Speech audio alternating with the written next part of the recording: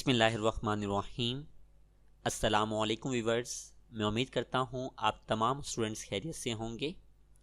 मैं आपका इंस्ट्रक्टर शहबाज अली और मैं आपको वेलकम करता हूँ आपके अपने चैनल डिजिटल एजुकेशन पर। स्टूडेंट्स, आज के लेक्चर से हम आगाज़ करने जा रहे हैं फर्स्ट ईयर यूनिट नंबर 3, जो कि आपके पास है एल्गोरिदम्स एंड प्रॉब्लम सॉल्विंग। इससे कबल आप तमाम व्यूअर्स से दरख्वास्त है, अगर आप चैनल पर नए हैं और आपने अभी तक चैनल को सब्सक्राइब नहीं किया तो जल्दी से चैनल को सब्सक्राइब करें और बेल आइकन को प्रेस करें। तो बगैर टाइम ज़ाया किए शुरू करते हैं हमारा आज का लेक्चर। सबसे पहले हम अपने यूनिट नंबर 3 को थोड़ा सा क्या करते हैं, इसको इंट्रोडक्शन करते हैं। चैप्टर का नाम है एल्गोरिदम्स एंड प्रॉब्लम सॉल्विंग। पहले समझते हैं एल्गोरिदम्स क्या होते हैं।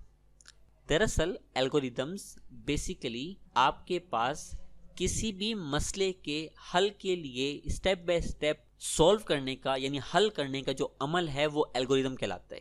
और यहाँ पे एक वर्ड है प्रॉब्लम सॉल्विंग। अब प्रॉब्लम से क्या मुराद है, पहले इस बात को अंडरस्टैंड करते हैं। प्रॉब्लम का मतलब होता है ऐसा कोई भी टास्क, ऐसा कोई भी चैलेंज, ऐसी कोई भी हर्डल जिसको हल होने की जरूरत है, ये आपकी प्रॉब्लम कहलाती है। अब प्रॉब्लम को सॉल्व करने के लिए यकीनन आपको स्टेप्स लेने पड़ेंगे, जिन स्टेप्स से आपकी प्रॉब्लम क्या हो जाएगी, सॉल्व हो जाएगी। उन्हीं स्टेप्स को स्टूडेंट्स क्या बोला जाता है, एल्गोरिदम्स बोला जाता है। आप इस मिसाल को ऐसे कंसीडर कर सकते हैं कि जिस तरह एक तालिब इल्म ने सुबह उठकर स्कूल जाना है। अब ये एक ऐसा टास्क है जिसको हल होने की ज़रूरत है, ये आपके पास प्रॉब्लम है।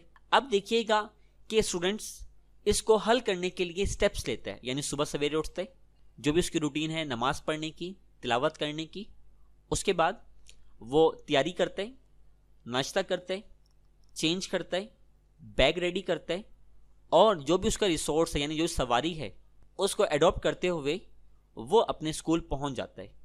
आपने देखा, मैंने अपनी प्रॉब्लम को सॉल्व करने के लिए कुछ स्टेप्स लिए और इन स्टेप्स को फॉलो करते हुए मैंने अपने टास्क को मुकम्मल किया। तो ये चीज़ आपके पास कहलाती है एल्गोरिदम। अब हम ये देख लेते हैं कि इस चैप्टर के अंदर हमने क्या चीज़ डिस्कस करनी है। इस चैप्टर के अंदर हम ये चीज़ देखेंगे, वो आपको ये बताना चाह रहे हैं कि एल्गोरिदम्स सिर्फ कंप्यूटर साइंस की फील्ड के अंदर नहीं होते, बल्कि एल्गोरिदम्स तो आप अपनी डेली लाइफ के अंदर इस्तेमाल करते हैं ताकि आप अपनी प्रॉब्लम को सॉल्व कर सकें। जिस तरह अभी आप सबके सामने प्रैक्टिकल लाइफ की एग्जाम्पल से मैंने आपको समझाने की कोशिश की, लेकिन वही एल्गोरिदम्स आप कंप्यूटर्स की प्रॉब्लम्स को सॉल्व करने के लिए करते हैं।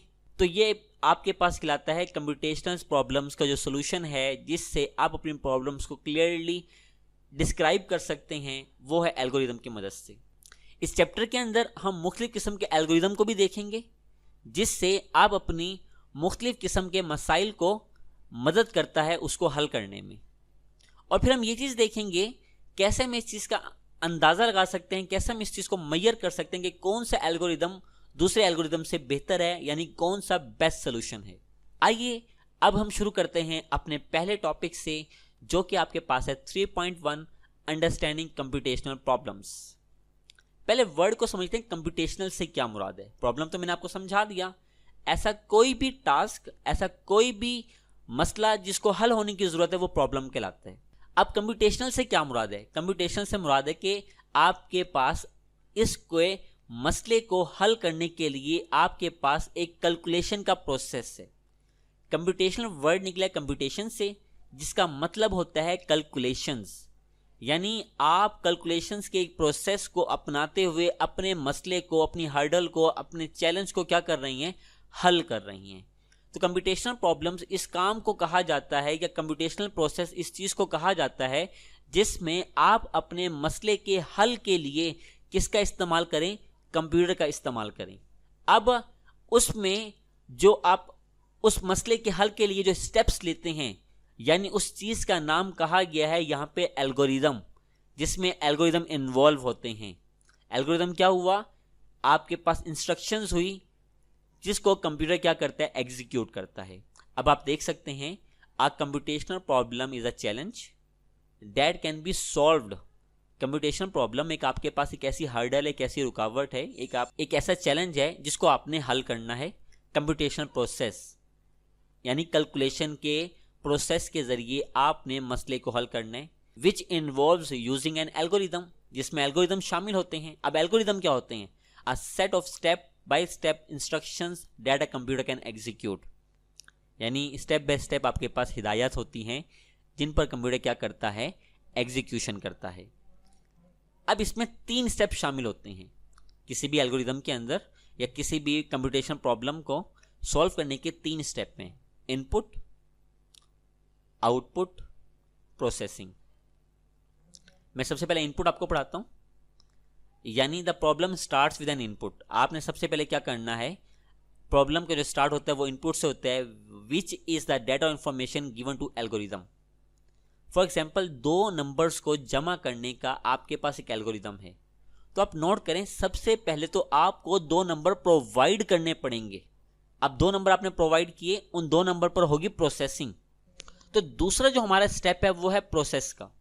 द स्टेप्स और रूल्स, यानी जिनको एल्गोरिदम बोल रही हैं, that are applied to the input to generate the output, यानी जो 2 नंबर मैंने इंटर किए उन पर प्रोसेसिंग होगी, उन पर एक ऑपरेशन परफॉर्म होगा, और उस ऑपरेशन के नतीजे में आपके पास क्या आ जाएगा? एक आउटपुट आ जाएगा। यानी आउटपुट द सॉल्यूशन और result produced by the algorithm after processing the input. यानी सबसे पहले आपने अपने एल्गोरिदम को क्या प्रोवाइड किया? इनपुट प्रोवाइड किया।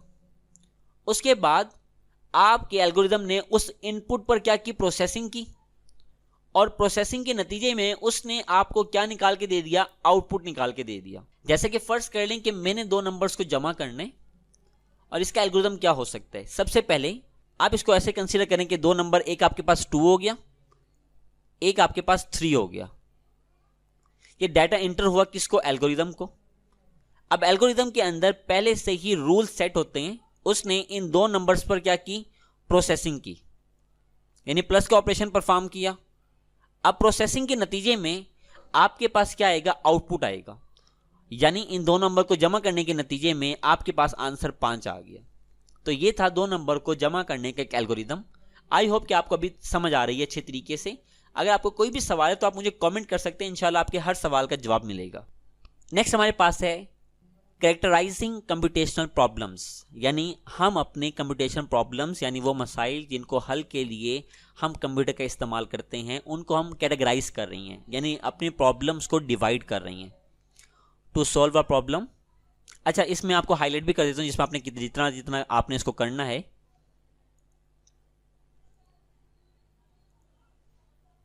इतना आपने अच्छे तरीके से कर लेने, ठीक है। और यहां पे आपने ये डेफिनेशन अच्छे तरीके से कर लेनी है, ठीक हो गया जी। अब हम मूव कर रहे हैं अपने दूसरे टॉपिक की तरफ, जो कि आपके पास है, आप अपने प्रॉब्लम्स को कैटेगराइज कर रही हैं। To solve a problem computationally we need to understand its characteristics. किसी भी मसले को हल करने के लिए हमें उसकी खसूसियात को समझना पड़ता है।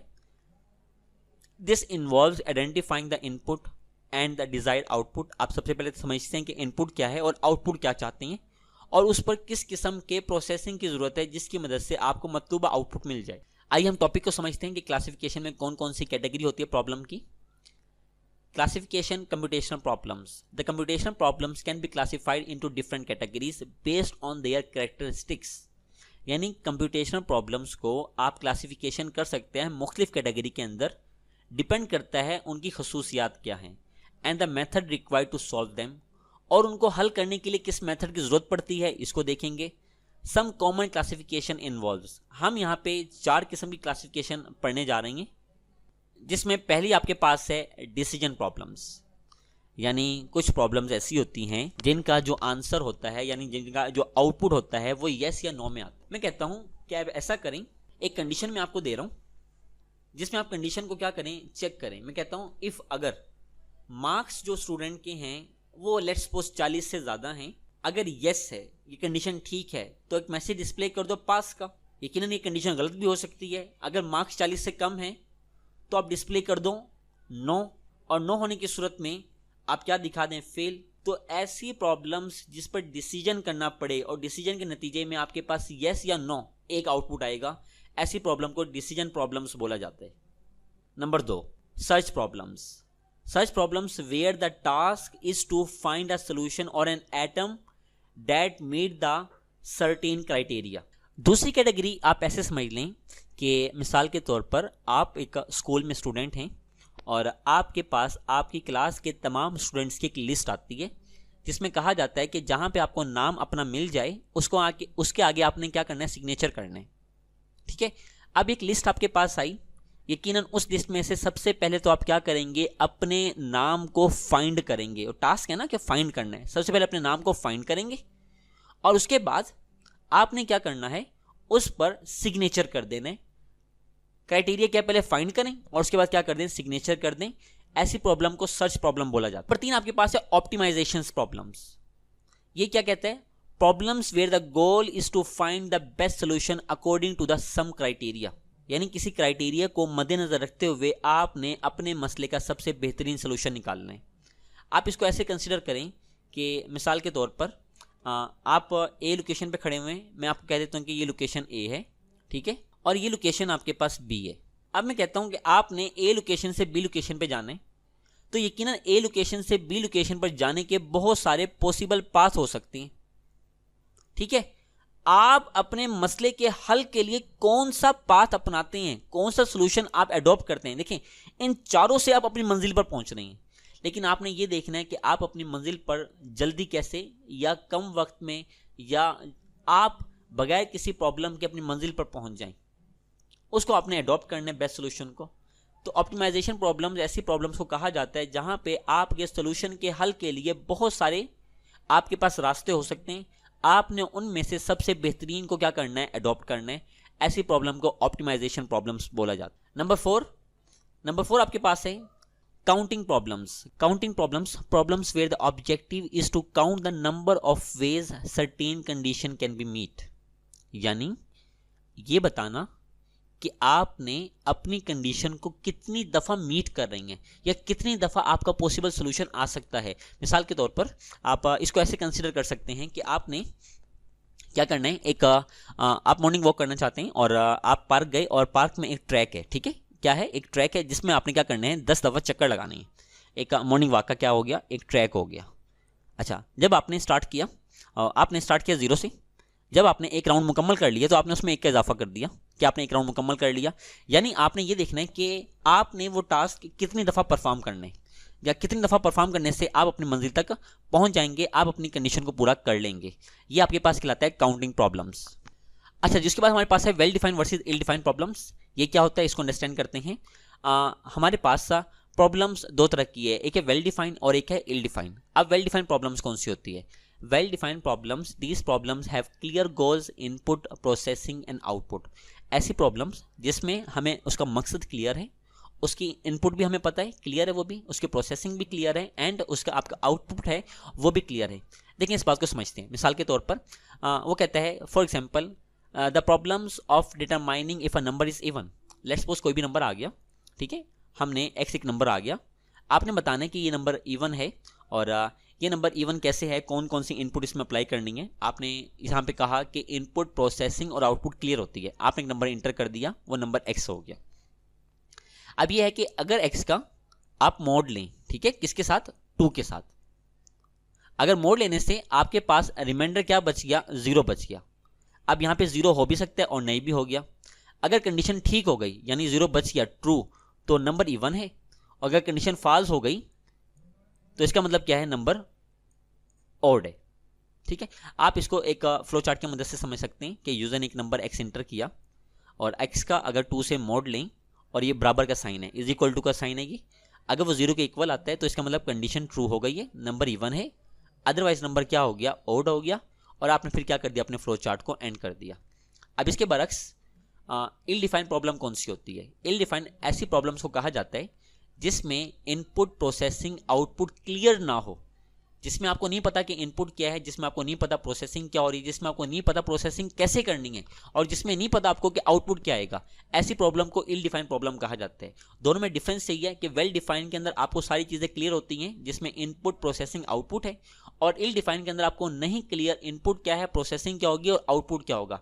ऐसी प्रॉब्लम्स को बोला जाता है ill defined problem. This problem lack clear definitions and may have ambiguities, यानी इबहाम, शक शुबा हो, गोल्स एंड रिक्वायरमेंट्स। मिसाल के तौर पर, for example, consider a project aimed at how to reduce poverty in Pakistan.